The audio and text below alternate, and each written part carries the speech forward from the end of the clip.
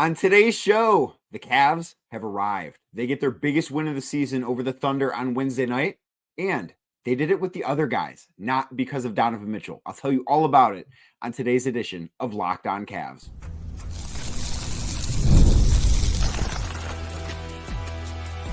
You are Locked On Cavs, your daily Cleveland Cavaliers podcast. Part of the Locked On Podcast Network, your team every day.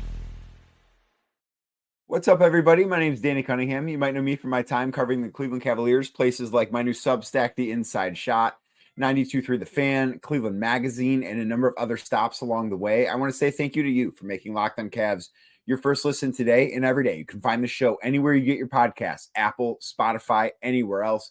Drop us a 5-star rating. Leave us a nice review. And if you're new to the show, make sure you hit that subscribe button as well. And if you're watching on YouTube, do me a favor. Hit that thumbs up button for me, click subscribe, and hit that notification bell so you don't miss the latest Locked On Cavs content, a proud part of the Locked On Podcast Network, your team every day. Today's episode, of course, sponsored by Game Time. Download the Game Time app, create an account, and use code LOCKEDONNBA for $20 off your first purchase. Terms do apply. Also need to let you know, Locked On Cavs now has a newsletter. Introducing the Locked On Cavs daily newsletter, your one stop for ultimate team and league coverage delivered right to your inbox. Sign up for free now at LockedOnDaily.com. That's LockedOnDaily.com, and start your day with the all-new free Locked On Cavs newsletter. The Cleveland Cavaliers moved to 32-4 on the season with a 129-122 win over the Oklahoma City Thunder on Wednesday night at Rocket Mortgage Fieldhouse. This game played out a way that I thought it would in some sense, in a way that I was a little bit surprised about.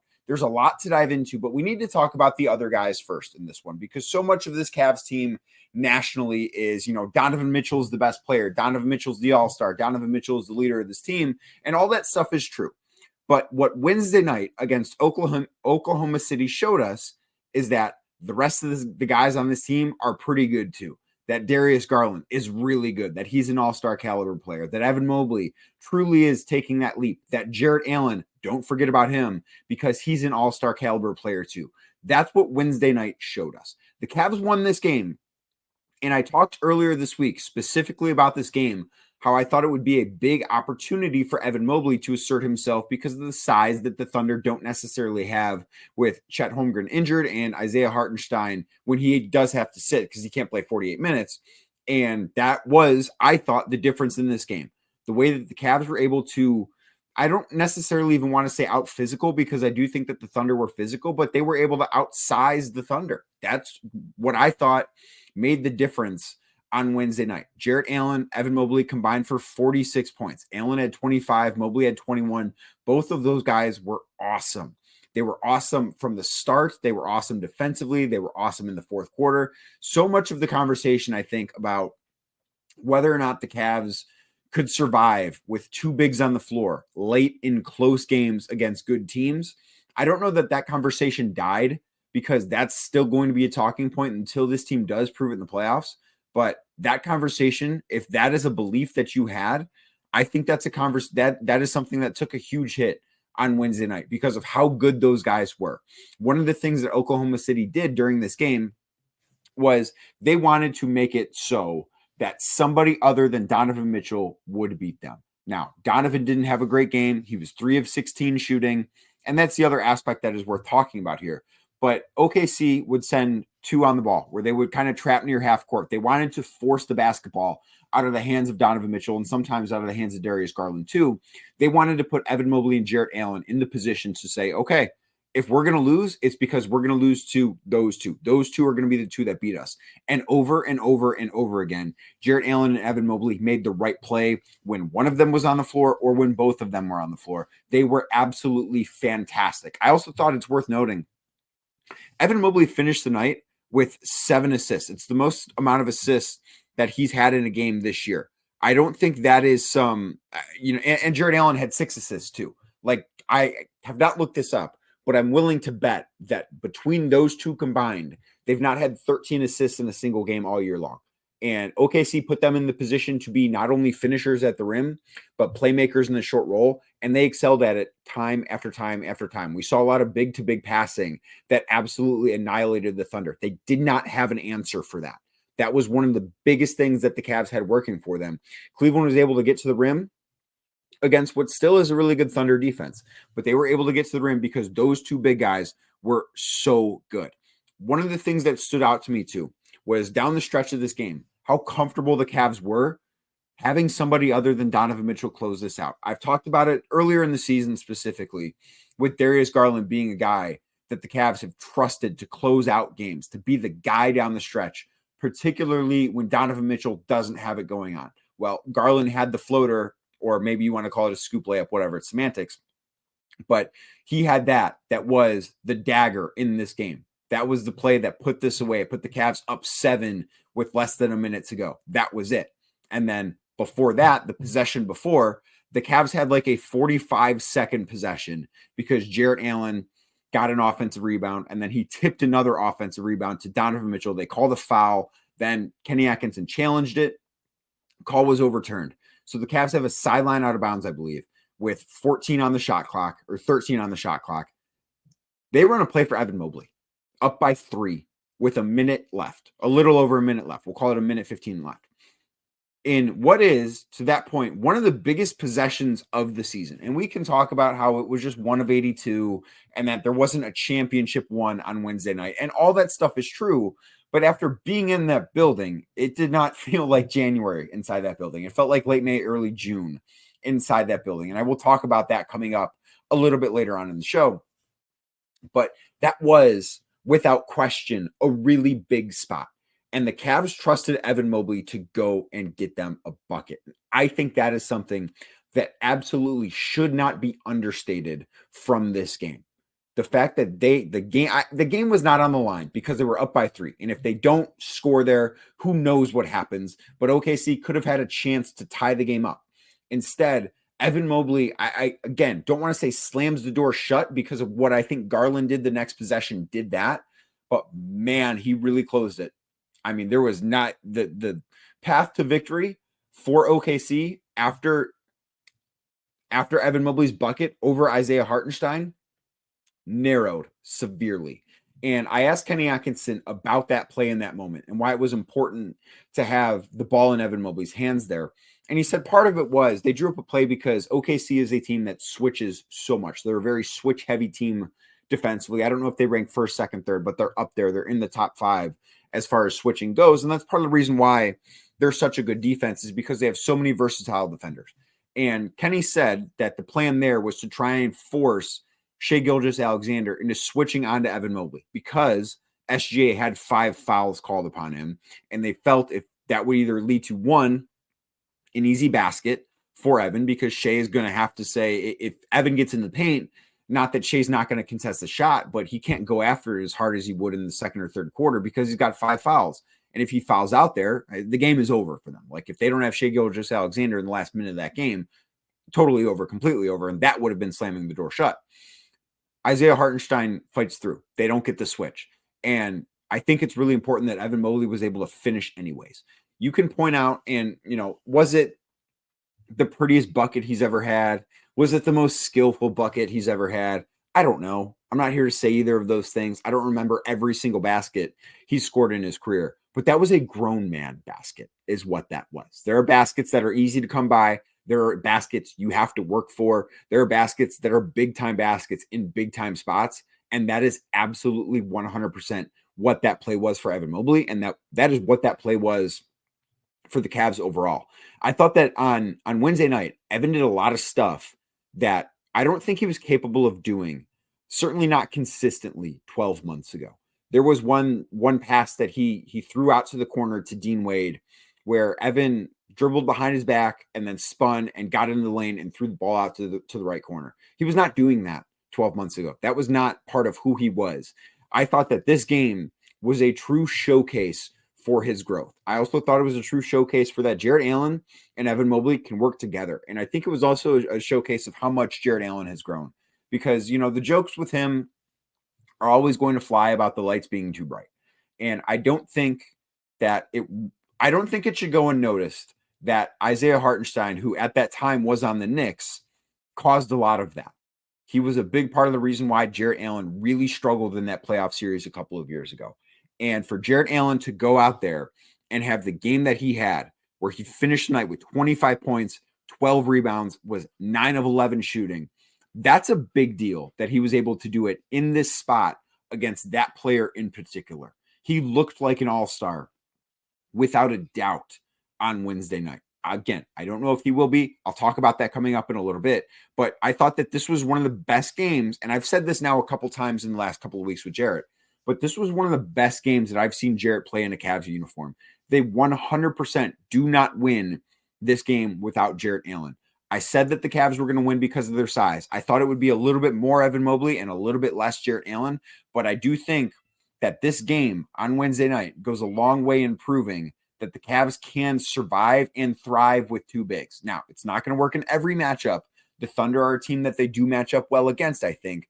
But I don't know how you can watch this game on Wednesday and immediately dismiss the Cavs. I think that this win firmly puts them amongst that first tier of teams. I think it's the Cavs, I think it's OKC, and I think it's Boston. And then I think there's a gap, and then it's New York, and then another gap after that. The Cavs are firmly in that first tier. This win puts them there.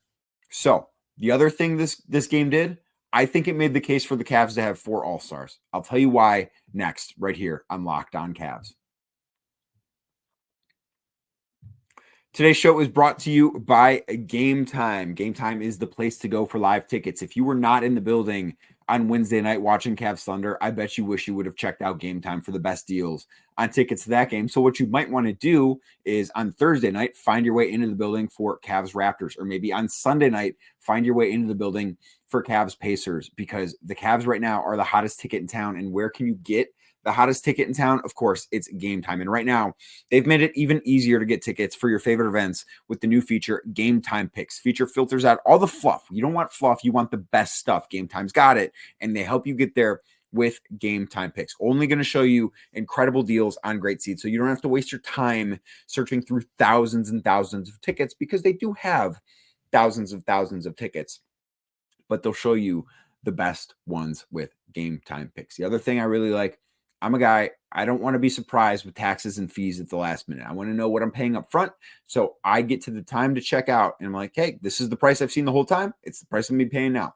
Toggle on that all-in pricing feature with Game Time, and there's going to be no surprises. There's going to be no shocking, up in the price at the last minute. That is one of my favorite things that Game Time does as well. So what you need to do is take the guesswork out of buying tickets with Game Time. Download the Game Time app, create an account, and use code LOCKEDONNBA for $20 off your first purchase. Terms do apply. Again, download the Game Time app, create an account, redeem code LOCKEDONNBA. That's LOCKEDON NBA for $20 off your first purchase. Download Game Time today. What time is it? It's game time. Today's show also brought to you by Rocket RX. If you're ready to boost your confidence and take control in the bedroom, Rocket RX has the solution. Imagine feeling more prepared and performing at your best. Rocket RX makes it simple and stress-free. Rocket RX offers FDA-approved treatments for erectile dysfunction at a lower cost than branded alternatives. No more uncomfortable doctor visits or pharmacy trips. Everything is delivered straight to your door in discreet, plain packaging. With Rocket RX, you will get trusted care from a real U.S. clinical team. Complete a quick 100% online consultation, and you could get your free prescription today. Visit rocketrx.com to get started now. It only takes 2 minutes. Right now, our listeners can get 40% off your first order when you use code LOCKEDONNBA. That's rocketrx.com, code LOCKEDONNBA, LOCKEDONNBA, for 40% off your first order. Terms and conditions apply. Rocket RX, better sex made simple. Thank you again for making Locked On Cavs your first listen today and every day. Like I said earlier, you can find the show anywhere you get your podcasts, Apple, Spotify, anywhere else. Drop us a 5-star rating. Leave us a nice review. Be a friend. Tell a friend about Locked On Cavs. This was one of the biggest regular season wins in the history of the Cleveland Cavaliers on Wednesday night. If you're listening to this, I want all of your friends that are Cavs fans to be listening to Locked On Cavs. And if you're new here, welcome. I appreciate you checking out Locked On Cavs. Make sure you hit that subscribe button for me as well. So the Cavs right now, and second returns on All-Star voting will come out later today, Thursday, January 9th. As I record this, it's very early in the morning on Thursday, January 9th. So I have no idea what these returns are going to say. I presume Donovan Mitchell is still going to be pretty high up there. I presume Evan Mobley will still be in the top 10. I don't know what's it's gonna look like for Darius Garland or Jarrett Allen. But what I do know is that in watching that game, and I still don't think the Cavs are going to get 4 guys. I just think the math gets really complicated on a roster that's not very big. I think it's really hard to squeeze 4 guys on there. But man, it's hard to watch the Cavs play this game in a game when Donovan Mitchell finished with 11 points on 3 of 16 shooting against a team that came into the night 30-5. Like if I told you that, if I would have sat here on Wednesday's show and said, hey guys, I have a crystal ball, looked into the future. I know what happens in Cavs Thunder on Wednesday night. Here's what I can tell you.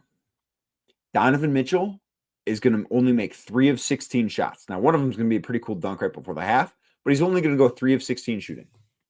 You would have looked at me and said, oh man, the Thunder might win this game by 30. That is something that would have been believable. But because everyone else was able to not only pick up the slack, but thrive, you can't tell me in watching this game that Darius Garland doesn't deserve to be an all-star. You can't. And Tristan Thompson. So let me start here. Darius Garland did his post-game media availability on Wednesday night. And he was asked by Chris Fedor of Cleveland.com, a very frank question, do you believe you should be an all-star? And Darius says yes. And then he's cut off by Tristan Thompson, who was on his way out of the locker room. And Tristan kind of went on this 1 minute long rant about all the things that Darius has done in the last 10 or so games that he's played, because he's played against several guys in the league that, whether or not they're in the East, I think is not, it doesn't matter to this conversation. But in the last 10 games, he's had games against LaMelo Ball, who Darius thoroughly outplayed him. He's had games against Steph Curry, and Steph is still one of the all-time greats, but he outplayed him. Jamal Murray outplayed him. What he has done is more than deserving of an all-star nod. That's what Tristan Thompson was trying to get across when he went on this rant. And I tweeted out the full quote. I'm not going to read it here, but I did tweet out the full quote at Real D Cunningham if you're interested in seeing it.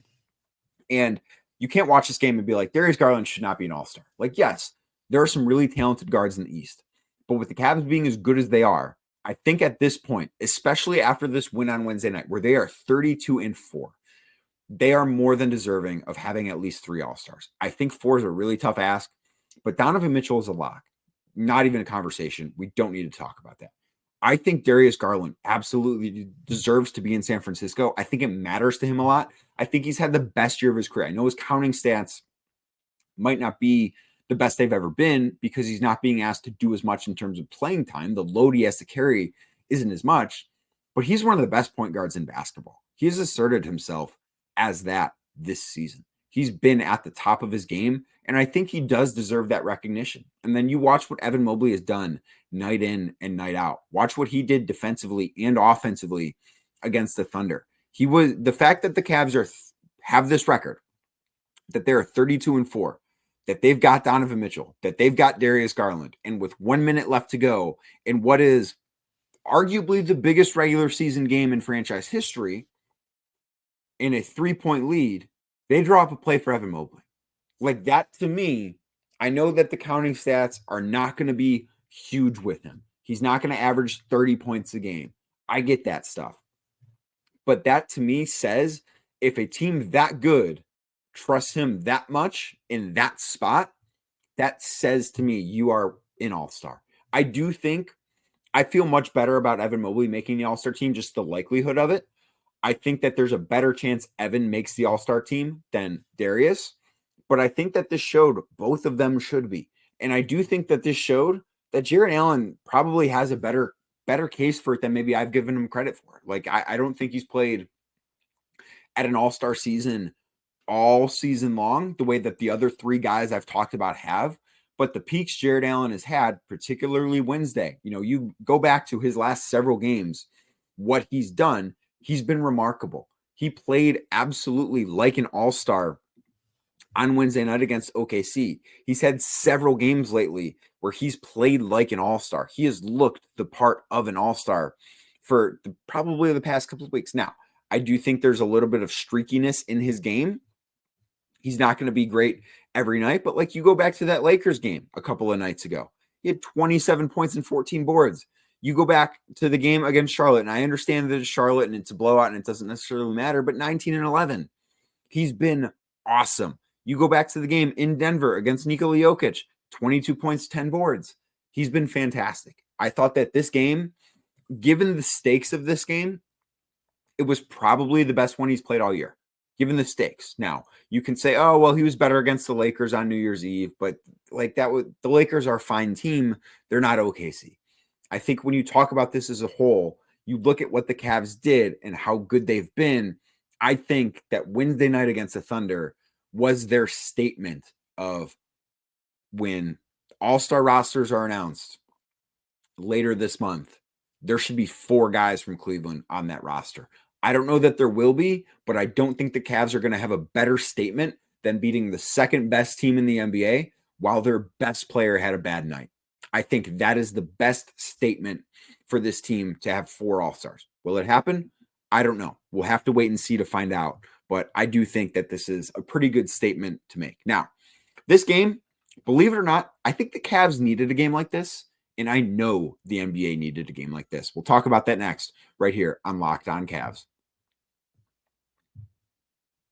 Today's show is brought to you by Ultimate College Basketball HC. I want to take a moment to introduce you to a brand new mobile game that I'm really excited about. Ultimate College Basketball HC. If you've ever dreamed of being a college basketball head coach, now is your chance to step into those shoes. We all want to have control of the program, right? Well, in Ultimate College Basketball HC, you control every detail of your program, from recruiting players and hiring a coaching staff to overseeing training camps, and yes, handling NIL deals and managing scholarship. All of it is in your hands. Plus, when it comes to game time, it's not just, oh, you get to manage the offseason. You get to, no, that's not what this is.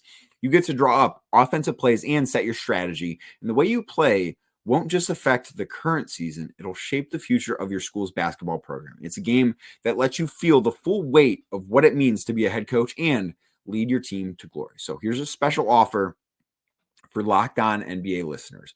Use promo code LOCKEDONCBB, all caps, inside the game store to get a free boost for your program. It's the perfect way to kickstart your coaching career. To download Ultimate College Basketball HC, just visit ultimate-cbb.com or look it up in the app stores. Ultimate College Basketball HC, begin your coaching legacy today. Thank you again for making Locked On Cavs your first listen today. Thank you for making it your first listen every day for your first time. Appreciate you. Hope you stay. Hope you like what you hear. If you're watching on YouTube, do me a favor. Hit that thumbs up button for me. Click subscribe and hit that notification bell so you don't miss the latest Locked On Cavs content. So Wednesday night was special. And we can talk about how it's one of 82 and it's a regular season game in the month of January. It's a game that, maybe could have some tiebreaker implications. This could be a game that vaults the Cavs up to the number 1 overall seed.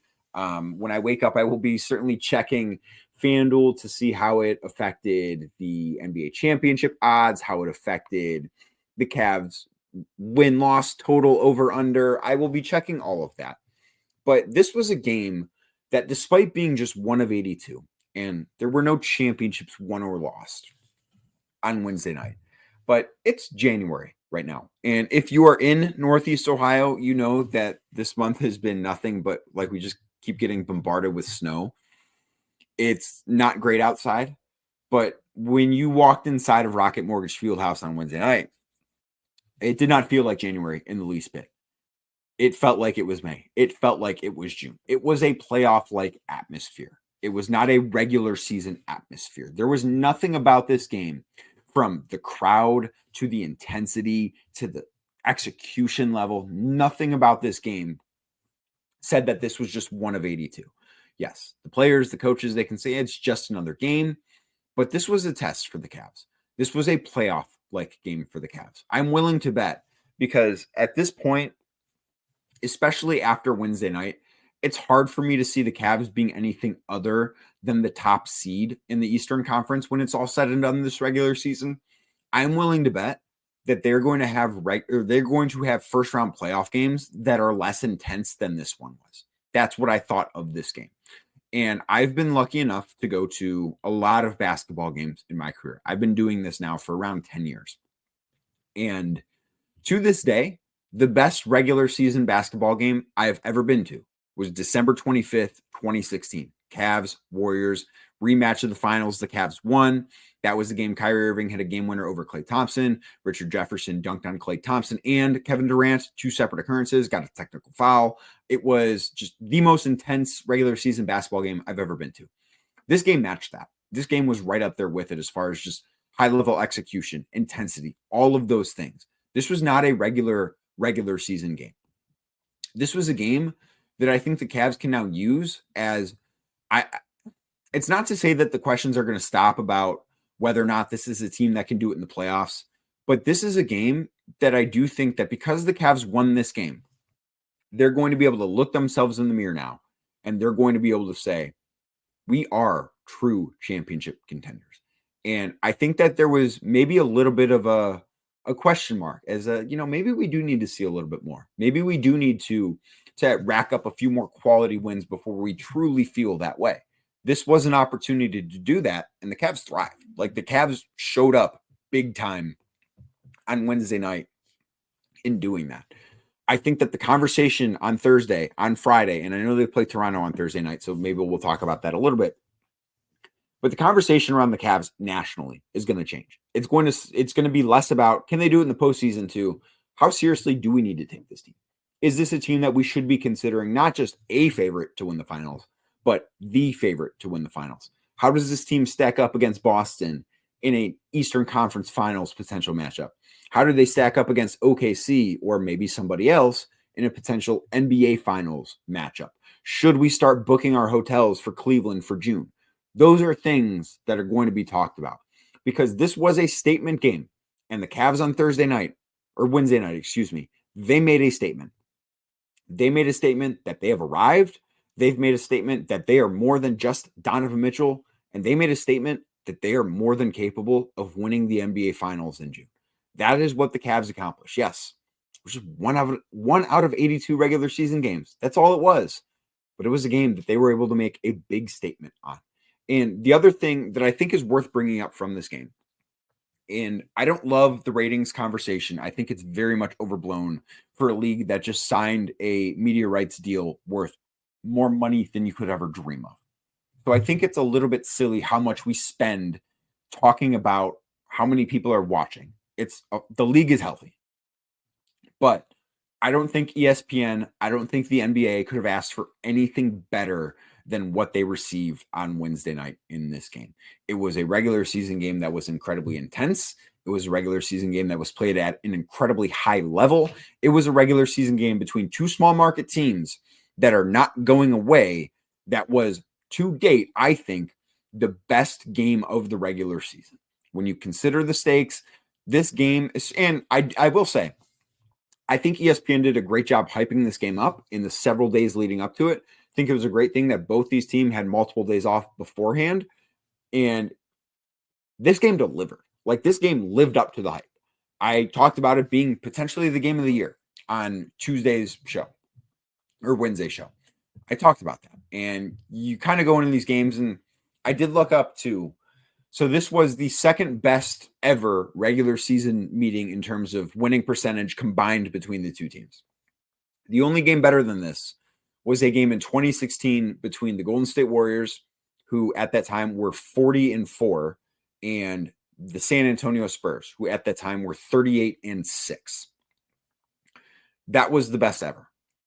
That game, the Warriors won 120-90. It was a dud of a game.